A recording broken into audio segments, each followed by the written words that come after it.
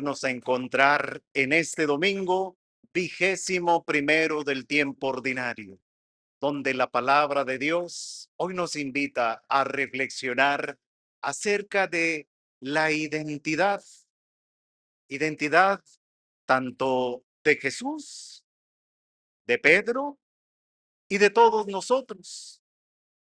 Y para adentrarnos en este tema de la identidad, pues nos topamos con las primeras líneas del Evangelio de San Mateo, capítulo 16, donde Jesús les dice a sus discípulos: ¿quién dice la gente que es el Hijo del Hombre?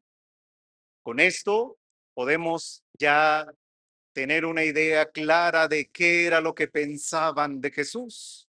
Le van respondiendo sus discípulos: Señor, es que unos dicen que eres Juan el Bautista, otros que eres Jeremías o alguno de los profetas. Ahí Jesús tiene claro que pues lo que dice la gente todavía no coincide perfectamente con quién es Él. Y a veces así puede ocurrir en la vida, mis hermanos. ¿Qué dice la gente de cada uno de nosotros? Si hiciéramos este ejercicio y le preguntáramos a los demás, ¿qué dicen de cada uno de nosotros? Imagínate si yo les preguntara a todos ustedes, ¿qué dicen de mí? A lo mejor me sorprendería porque claro que dirían muchas cosas buenas de mí, pero me sorprendería muchísimo más cuando empiecen a decir aquellas cosas negativas de mí, que las hay, mis hermanos, porque no somos perfectos. Estamos en camino a la perfección, pero no lo somos. Tenemos nuestros errores, tenemos cosas negativas. Esto es referente a mí, pero ahora lo trasladamos a ti. Si hiciéramos ese ejercicio, ¿qué dirían los demás de ti? ¿Te has puesto a pensar en esto? ¿Qué dicen los demás de ti? Y no vayamos tan lejos. Quienes están casados, a ver, esposos, ¿qué dirían sus esposas de ustedes? Si yo les diría a sus esposas: a ver, dime quién es tu esposo, dime, pero así, sin quitarle ni ponerle nada, nada más lo que es. Dime para ti quién es tu esposo. ¿Qué dirían? ¿Qué dirían ustedes, esposas? ¿Qué dirían de sus esposos? Y pues bueno, vamos a darle vuelta a la moneda. Ahora, esposos, si yo les preguntara quiénes son sus esposas, ¿qué me dicen ustedes de sus esposas? Puras cosas buenas, ¿verdad, esposos? Más les vale, más les vale. Tal vez nos sorprenderíamos mucho, mis hermanos, de lo que dirían los demás, de lo que dirían tu esposo, tu esposa, tus hijos, de lo que dirían a lo mejor allí en tu trabajo, allí tus vecinos, tus amigos, así sin guardarse nada. ¿Qué dirían de nosotros? Y esto habla precisamente de nuestra identidad. Y es que a veces en la vida, pues nosotros vamos caminando conforme a lo que pues Dios nos da a entender, pero a veces es necesario entender un poquito más, no nada más lo que Dios me da a entender a mí. A veces puede ayudarme que los demás me ayuden en la comprensión de quién soy yo, para ver si lo que estoy haciendo, si la forma en la que estoy actuando es la correcta, es la mejor, porque a veces tenemos una idea muy nuestra. Son ideas fijas, a veces ideas que ahí están y que seguimos muchas veces, mis hermanos, cometiendo los mismos y los mismos errores y pareciera que no avanzamos. Y a veces pudiera darse de que no me he dado cuenta en verdad quién soy. No me he dado cuenta cómo estoy haciendo las cosas. Por eso Jesús tiene a bien hacer esta pregunta, porque les digo, estamos trabajando o Él nos está hablando sobre identidad. Y bueno, pasa de este plano general a un plano más cercano, así como que el grupo pequeño, el petit comité. A ver ustedes que son mi grupo cercano, el grupo de los dos, para ustedes, ¿quién soy yo? Y se quedan callados. El que responde es Pedro y responde de una manera magnífica. Esto se le conoce como la profesión de Pedro en Cesarea de Filipo. Es un texto importantísimo de esta profesión que hace Pedro en Cesarea de Filipo, porque aquí esta profesión que hace nos habla claramente de quién es Jesús. Y ahí es donde Pedro le dice a Jesús, tú eres el Mesías, el Hijo de Dios vivo. Y aquí Jesús hace unas afirmaciones importantísimas. Jesús le dice a Pedro, dichoso tú, Simón, hijo de Juan, porque esto no te lo ha revelado ningún hombre. Nosotros hemos escuchado antes lo que la gente decía de Jesús y no coincide para nada con la respuesta que está dando. O sea, no ha habido alguien que le haya revelado a Pedro lo que ha salido de sus labios. Y Jesús nos da la respuesta. Dice, esto te lo ha revelado mi Padre. No es conocimiento tuyo. No es algo que la gente esté diciendo.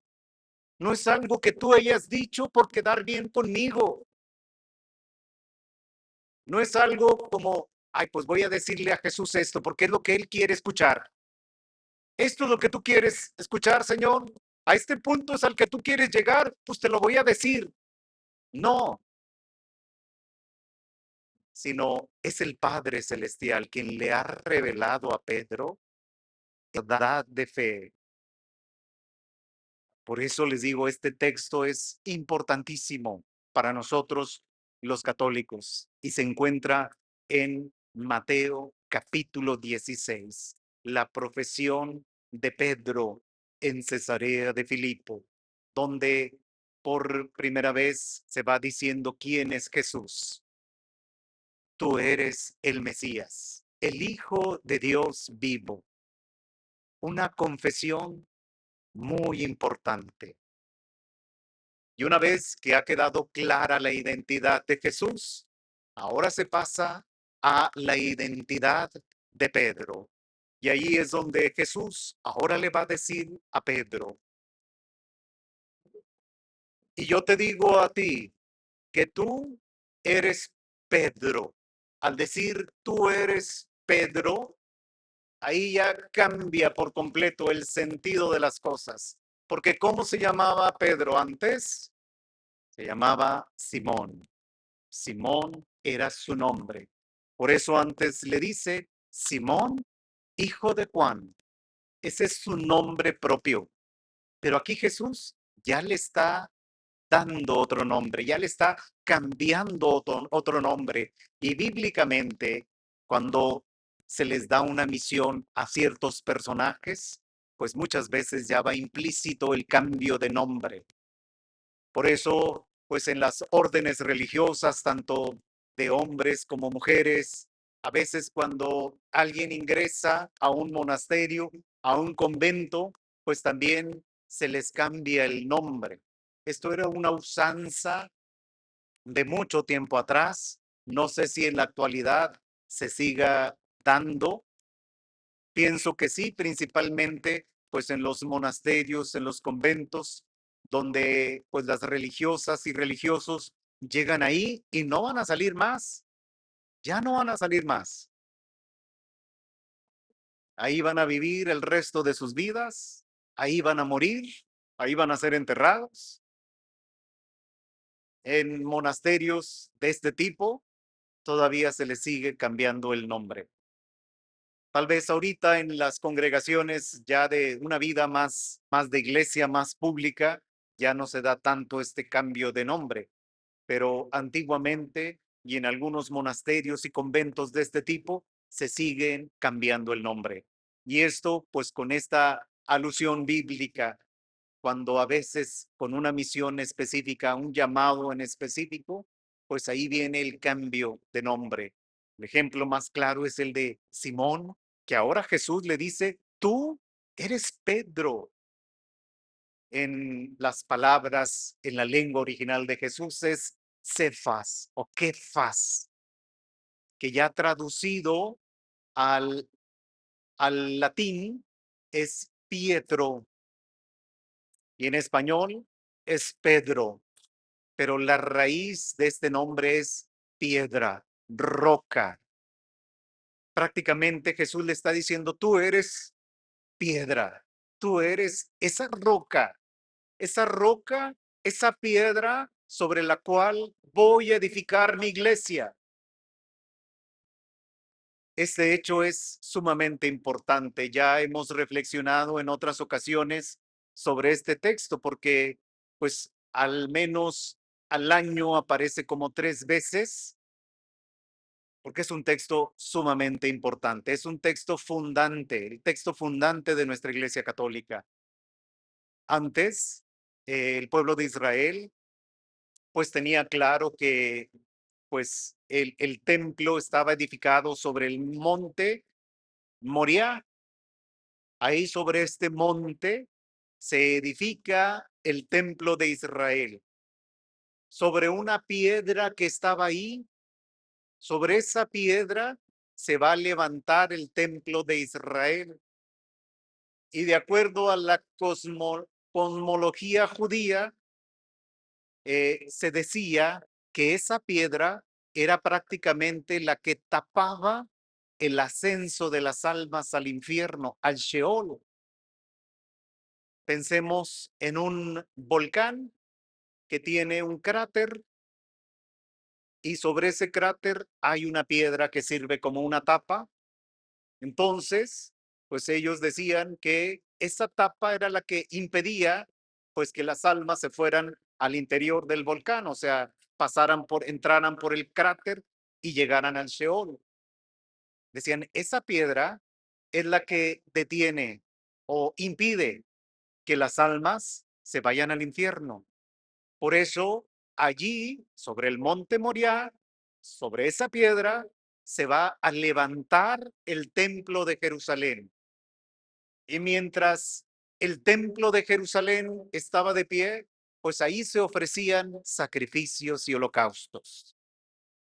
Por eso todos los fieles asistían al templo para ser liberados a través de un sacrificio, de un holocausto, de ir ¿a dónde? Al Sheol, al infierno. Por eso constantemente iban en peregrinación al templo de Jerusalén a ofrecer estos sacrificios, estos holocaustos. Con Jesús las cosas cambian. Jesús dice, bueno, ahora ya no será el templo de Jerusalén, que después de Jesús va a ser destruido en el año 70 y pues ya no va a quedar lo que ya se había dicho antes, piedra sobre piedra de ese templo. Por eso los judíos ahorita pues siguen yendo a rezar sobre ese muro de los lamentos, que sobre el muro, donde va el muro hacia una parte, hacia allá está esa piedra, y por eso ellos todavía siguen tocando ese muro y rezando ante ese muro. ¿Y qué es lo que ponen dicen en sus oraciones? ¿Y qué es lo que ponen ahí en unas papeletas y las ponen ahí sobre el muro? Pues a veces de todo lo que están arrepentidos, porque pues ellos siguen teniendo esta idea que al menos lo que queda del templo de Jerusalén, que fue encumbrado ahí sobre este monte, sobre esta piedra, es lo que impide que ellos vayan al infierno. Ahora sabemos que Jesús le dio un giro a las cosas. Jesús dice, ahora ya no es el templo de Jerusalén, ahora ya no es esa piedra sobre la cual se edificó el templo de Jerusalén, ahora ¿Hacia dónde dirige Jesús la mirada? Ahora la dirige hacia Pedro. Esa piedra sobre la cual se edificó el templo de Jerusalén, Jesús ahora cambia el eje y ahora pone su mirada en Pedro. Y por eso le dice a Pedro, tú eres piedra y sobre esta piedra edificaré mi iglesia. Por ello, también le dice, los poderes del infierno no prevalecerán sobre ella. Esta es nuestra iglesia católica, mis hermanos. Es en la iglesia católica donde nosotros encontramos la salvación. Es en la iglesia católica donde nosotros somos preservados de ir al infierno. Por eso, pues que nos disculpen todos los que se han separado de la iglesia católica, porque pues esta es la iglesia de Jesucristo. Este es el fundamento de nuestra iglesia católica. Sobre esa piedra ha sido edificada nuestra iglesia católica. Por eso, en todos nuestros templos católicos seguimos teniendo el altar del sacrificio. Por eso se sigue celebrando el sacrificio eucarístico. Por eso a través del sacrificio, a través de los sacramentos, es que nosotros podemos encontrar vida. Es el camino que nos conducirá a la salvación. Hay que nos disculpen nuestros hermanos donde dicen que solo la palabra de Dios, solamente cantando y alabando, pues, ¿a dónde van a llegar? No van a pasar de ahí. Este es el verdadero fundamento de nuestra iglesia católica. Por eso, mis hermanos, debemos de sentirnos sumamente orgullosos de pertenecer a nuestra iglesia católica. Debemos estar totalmente agradecidos con Dios y asistir a participar del sacrificio eucarístico, porque cada vez que se celebra este sacrificio eucarístico, yo estoy siendo preservado de ir al infierno, de ir al Sheol, porque ahí es donde se renueva esa entrega de Jesús en el sacrificio eucarístico, donde nos dice continuamente cuánto nos ama y que por eso ha dado su vida y la sigue dando por cada uno de nosotros, por nuestra salvación.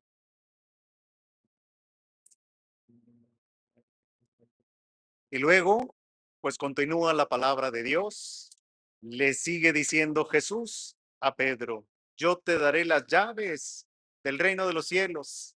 Una frase interesantísima que nos conecta con la primera lectura.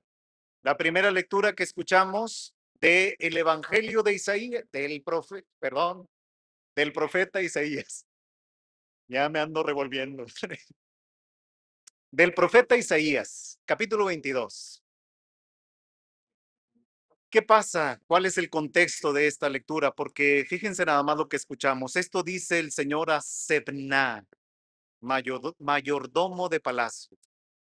¿Quién es Sebna? Sebna es el mayordomo del palacio en ese tiempo.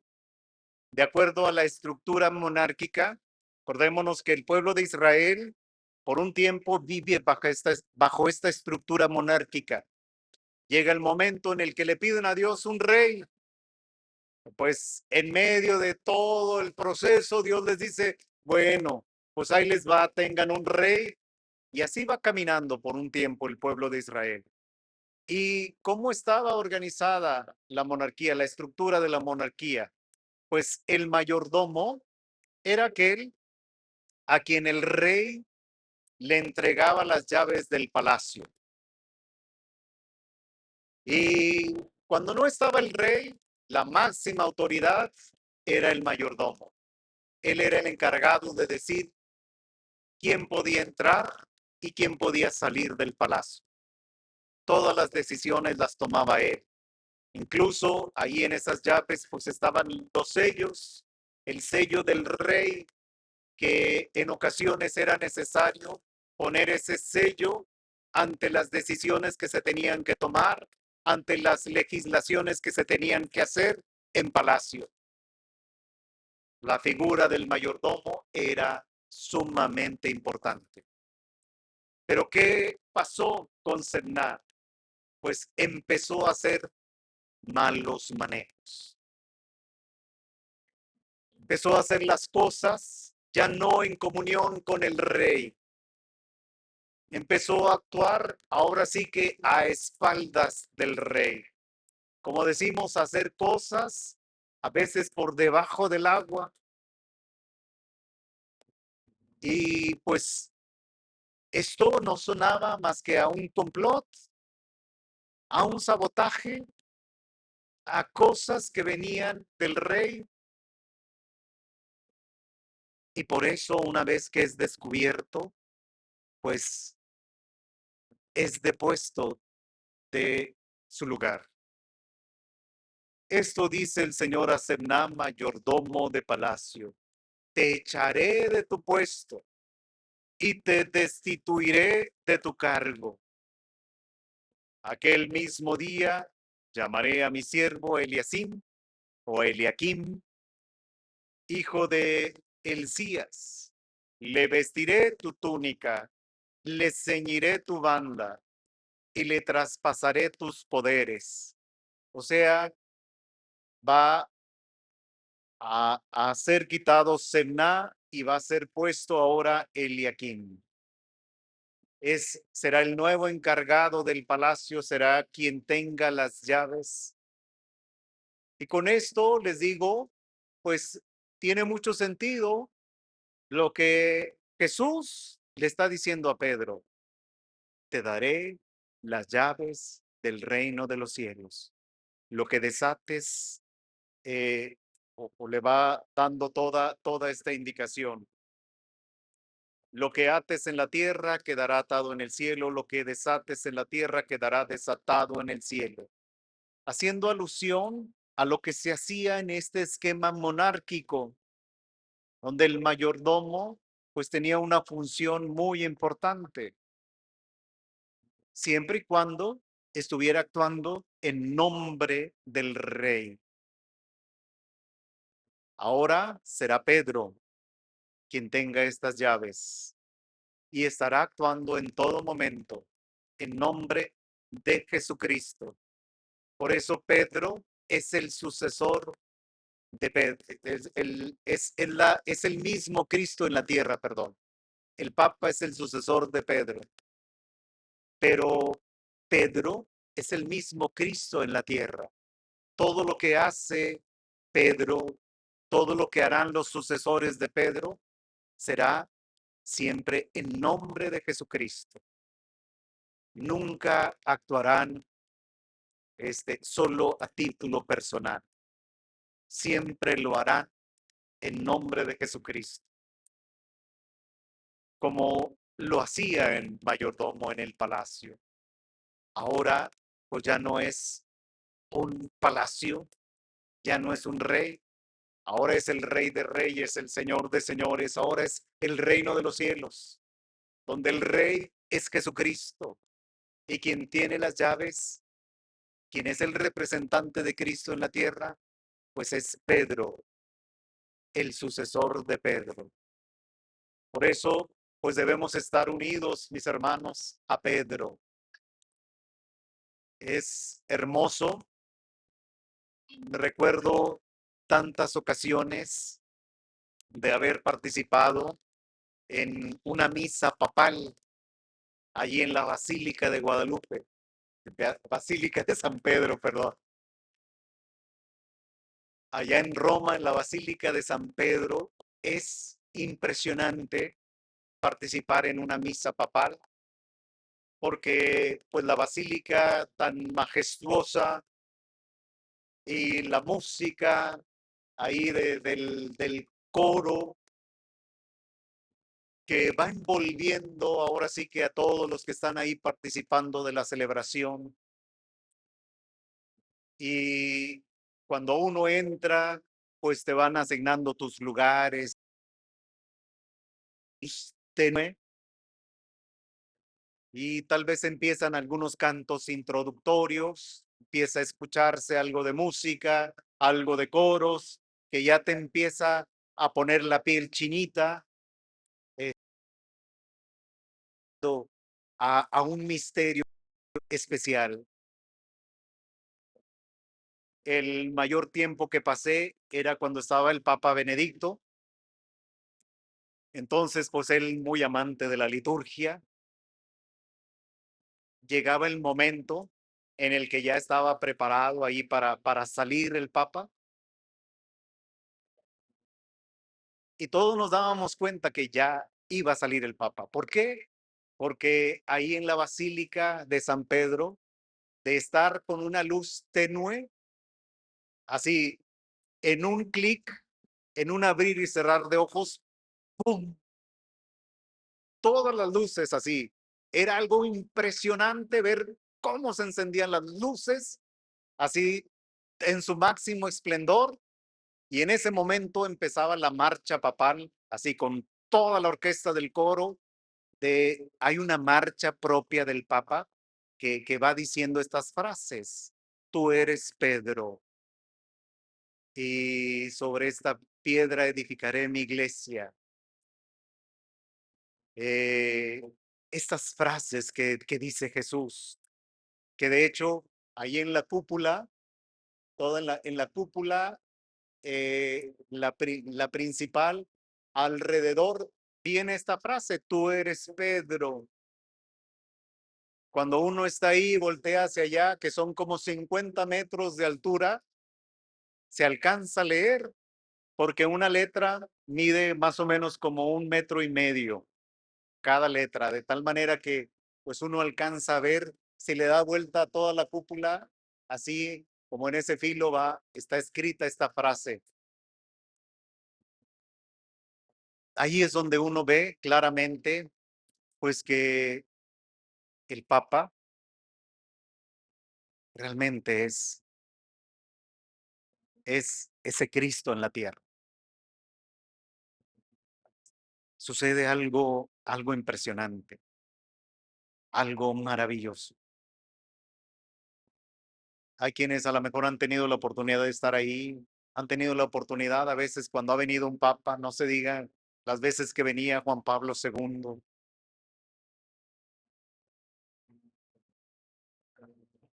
a veces apenas iba a decir una palabra o iba saliendo y ya sentías esa emoción porque es Cristo en la tierra, es el mismo Cristo en la tierra.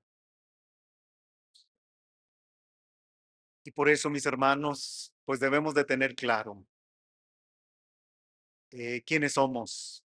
Y de ahí, pues ahora sí que nuestra propia identidad. ¿Quiénes somos?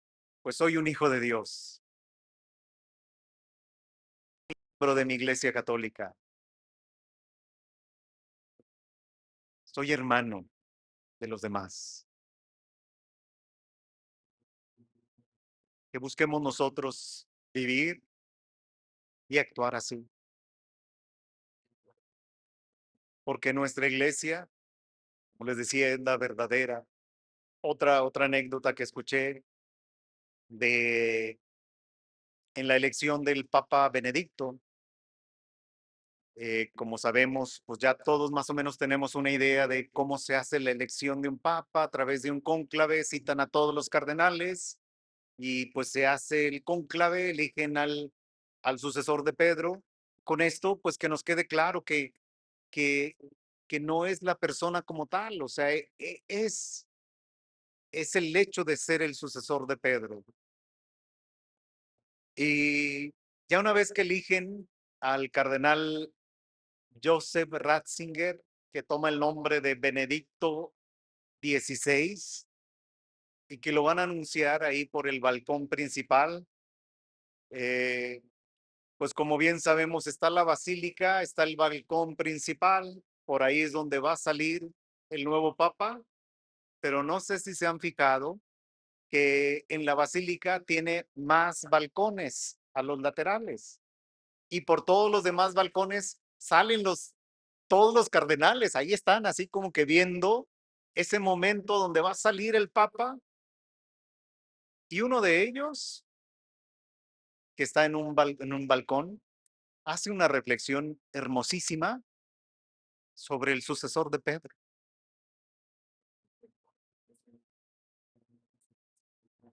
y habla pues de esta figura, de decir, aquí está el sucesor de Pedro,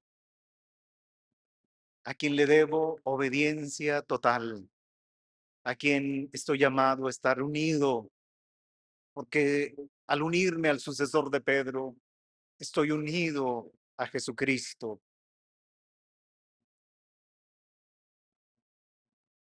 Él es Pedro, tú eres Pedro. Dice en esa reflexión, yo decía continuamente, tú eres Pedro, y sobre ti está edificada esta iglesia, y yo estoy llamado a estar unido a ti. Dice, porque después, alzo mi mirada y contemplo, pues, la plaza de San Pedro, donde están todos los fieles presenciando ese momento. Dice, aquí está esa iglesia. Dice, pero todavía alzo la mirada un poco más hacia allá, hacia el horizonte, y logro vislumbrar así a lo lejos, allá el Coliseo, algunas esfinges que están allá. Dice, y en ese momento, allá en aquellas colinas palatinas, pues veía lo que en su momento fue el esplendor del Imperio Romano. Y dice, cómo en su momento, pues ahí estaba concentrado la autoridad, el poder, la majestuosidad, la fuerza del Imperio Romano. Pero me preguntaba, ¿dónde está el sucesor del emperador, del César, de los Césares? ¿Dónde están ahorita? ¿Dónde están? No lograron llegar hasta nuestros días. Sé porque eso está fundado por los hombres. Así como los imperios se han encumbrado, han llegado a su máximo esplendor, de la misma manera han caído. Y decía, ¿dónde están? ¿Dónde están los sucesores de los emperadores? ¿Dónde están los sucesores de tal y tal y tal personaje que en su momento se presentaron como lo máximo en el mundo? ¿Dónde están? ¿Dónde están sus sucesores? Sus imperios, su poder, su autoridad. No pasó a más. ¿Dónde permanece? Permanece en la historia, permanece ahí en algunos vestigios, ahí están esas ruinas de lo que fue esos grandes imperios. Pero ¿dónde están esos sucesores? ¿Dónde? No están, porque no lograron prevalecer. Pero ¿quién sí está? Sí está aquí, el sucesor de Pedro. Él permanece. Y ya han pasado más de 2000 años y el sucesor de Pedro permanece. Aquí está, porque esta es la iglesia de Jesucristo. No es algo fundado por los hombres, no es algo querido por los hombres, porque si así fuera, esto ya se hubiera destruido, porque cuántos errores, cuántas cosas a veces tan graves o equivocadas como hombres hemos cometido dentro de la Iglesia Católica. Pero esto no es obra nuestra, esto es obra de Jesucristo. Y por eso aquí está el sucesor de Pedro, porque la iglesia de Jesucristo ha sido fundada sobre esta roca, sobre esta piedra, sobre la cual no prevalecerán los poderes del infierno. Y a esa iglesia, mis hermanos, es a la que pertenecemos. En esta iglesia, la verdadera, es por donde debemos seguir caminando. Que así sea.